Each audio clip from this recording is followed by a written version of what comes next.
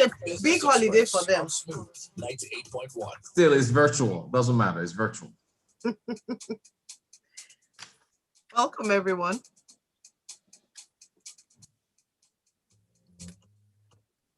Smooth 98.1, love music, love life. You're very welcome to today's edition of Business Express 981. I'm here with Rotus. It's 6:30 a.m. Rotus, good morning. How are you today? I'm fine, Ayo. I hope you can hear me loud and clear. Apologies for yes. I can hear you loud. We can hear you loud and clear. All right, if you want to hear and see, you can go onto our YouTube channel, youtube.com/smooth981FM Lagos.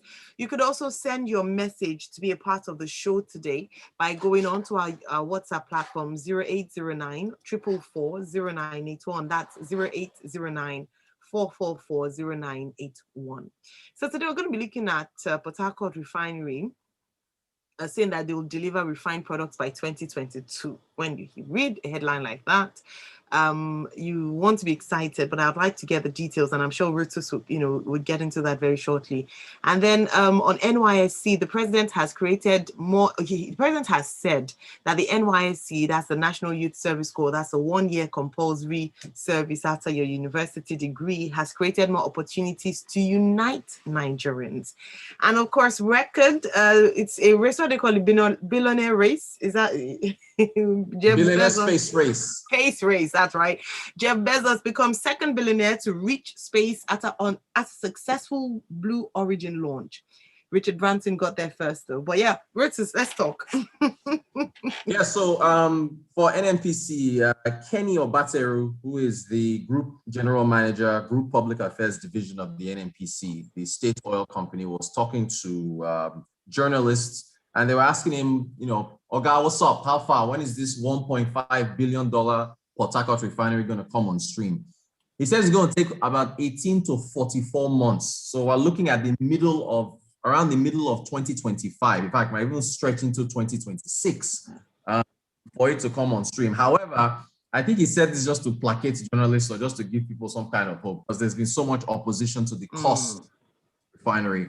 He said by around 2022, 18 months from now, actually 18 months from now takes us into 2023, to be honest, because we're already halfway into 2021. Okay. Yeah. Yeah, I was going to say maybe the end of, you're right. You're actually right, because this is June. So maybe he means maybe December 2022, which would be actually 18 months.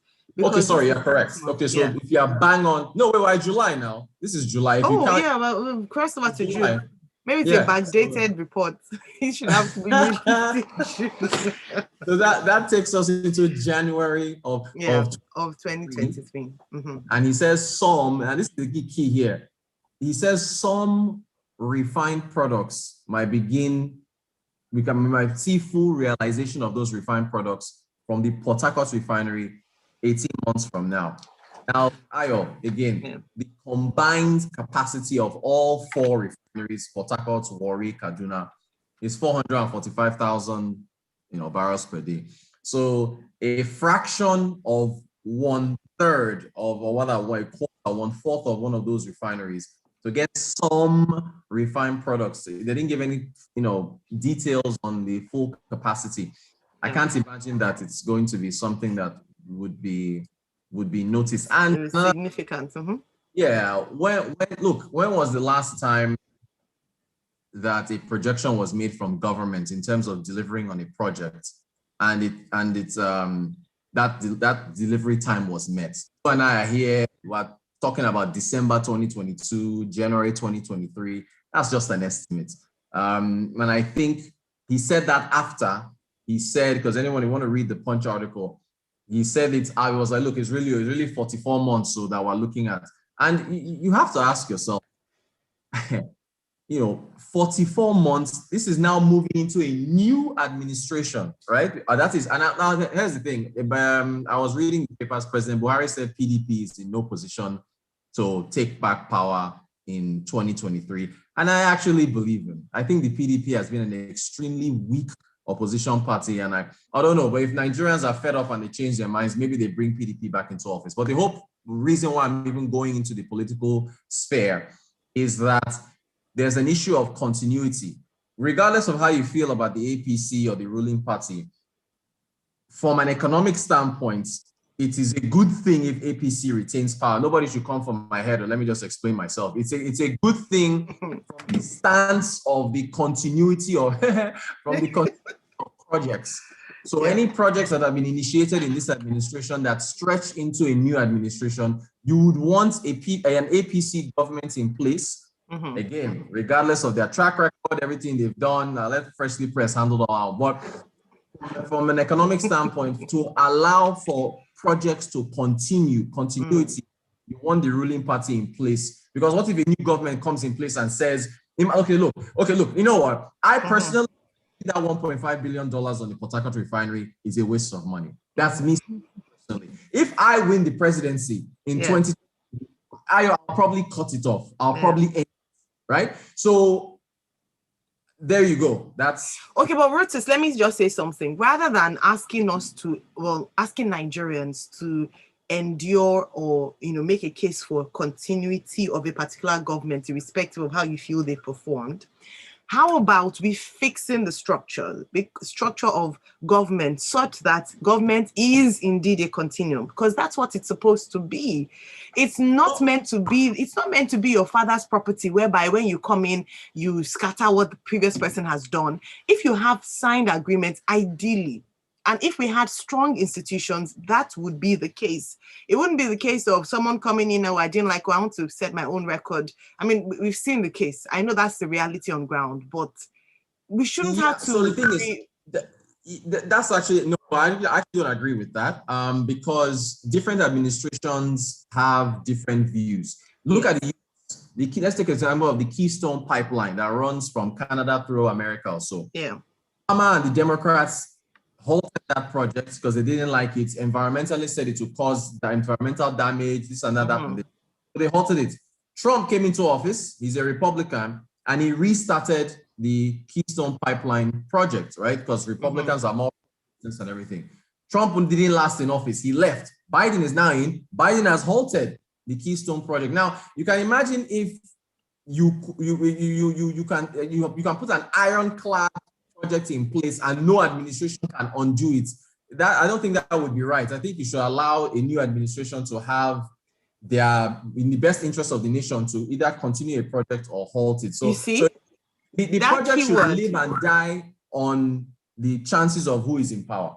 But that statement you made is the real crux of the matter, which is in the interest of the nation. So if the previous administration unfortunately committed a lot of money to a project that is not in the interest of the nation, then I do think that part of the reason why some people even vote in a new government, as it's done in saner times, is that they believe that they want you to, it's just like how the president handled COVID. One of the reasons why he lost elections is criticism of how he handled, and they didn't want him to go ahead, irrespective of how much he might have spent or etc. So you're hoping to vote in a new government to correct certain wrongs, especially major wrongs. Will there be collateral damage in terms of some losses, even of some good projects? Yes, there will be. But it should be for the greater good, in terms of, if you look at it holistically, it would benefit us as the people more to have this person in. I'm not saying don't retain the current government. Sorry, if you're happy with it, absolutely. But people shouldn't be held to ransom to feel like they had to vote this person. You know why I'm saying that? Why is the pain point for me, Rotus? Because it's been used in previous elections as a reason to vote.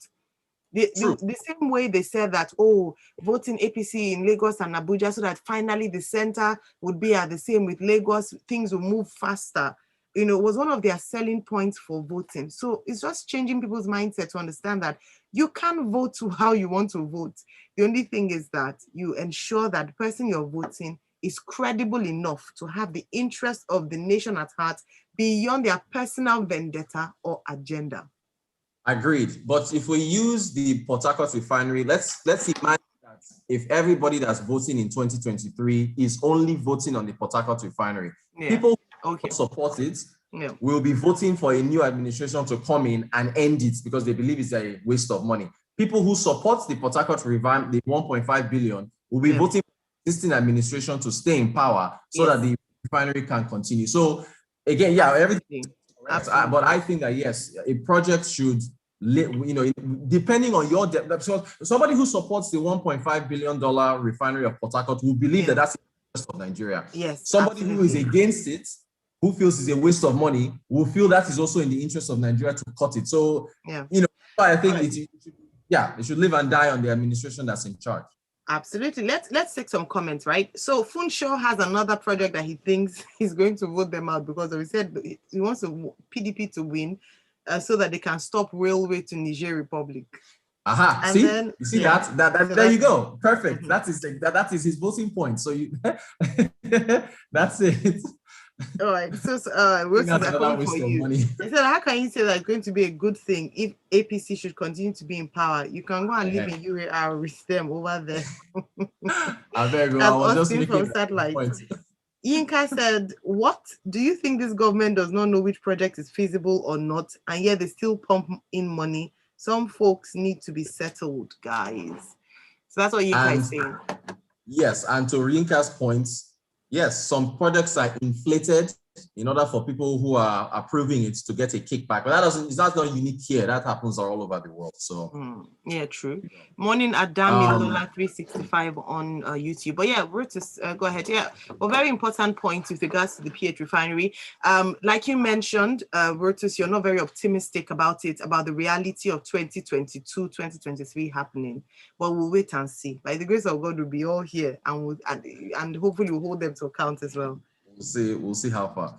Very quickly, NYSC, on Buhari's statement on NYSC, I actually agree with him and think that NYSC has a special place in my heart because it was very NYSC when I came back to Nigeria that I joined Smooth FM. I was heading to a bank where I was working, turned on Freshly Pressed just by luck, and I heard Freshly Pressed. I started sending text messages, and then one thing led to another, started doing Freshly Pressed, and then here I am doing Business Express and all these business shows. So it was during NYC didn't have anything to do with it, but it was just... I was going to say that's not what your president is saying. No, but yeah, exactly. But good memories. I'm glad about that. Yeah.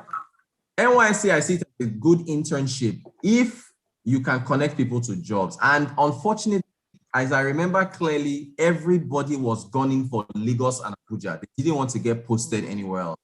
Our President Buhari is saying that he gives you an opportunity to travel around the country and see everything and get jobs. He has to improve the safety to allow somebody to not say, oh, I'm posted to Borno, I'm not doing it, so I'm posted to, so, that's my quick take on NYSC. Well, very quickly, Rotus, what's the economic benefit of NYSC?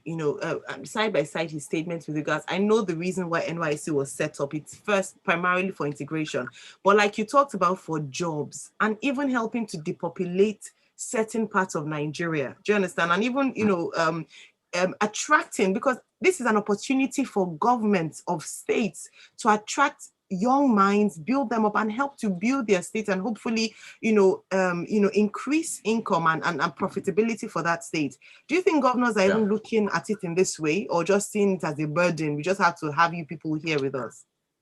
Exactly. So you've made I don't even need to add anything. That is supposed to be the potential of NYSC, but it's not being realized because of Lagos, Abuja seem to be the primary point where everybody wants to get posted. So you've got to build up your states and get people there in order to add value. I see NYSC as a discipline program. That's how I've always viewed it. I know it's a cultural thing.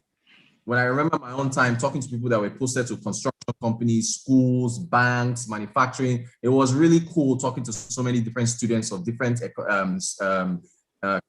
degree disciplines and talking to them and seeing. That was all I ever talked about with NYSC. So I actually support it. It's just that it could be improved. It could be improved. Right. It needs help. The security situation doesn't help it at all. Okay. All right. So do we have, I want you to touch on Jeff Bezos in space. Oh, look, I know we don't have time. So maybe Tech Friday we'll talk again. But okay, look, that's where we need to be. You guys should check out my Instagram. I was so nervous while it was happening. I don't know why, but everything went well. Very quick question. Do you think if we're to have a space race for billionaires in Nigeria, who do you think would be the top contenders? Who do you think, not because of their money, but who's adventurous? I mean, you see a Richard Branson, a Jeff Bezos, they're known to be quite eccentric. So who do you think in Nigeria would take this on?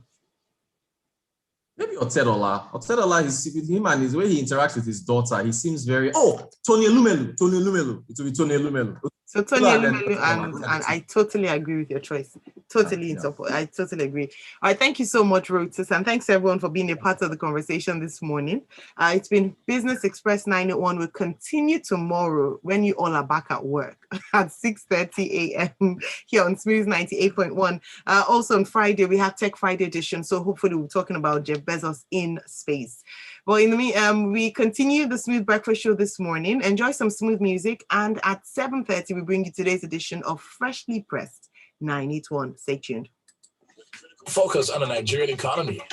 We see the bigger picture. Thank you, everyone. Thanks for being a part of the show. Business Have a Express beautiful on one. Smooth Enjoy. 98.1.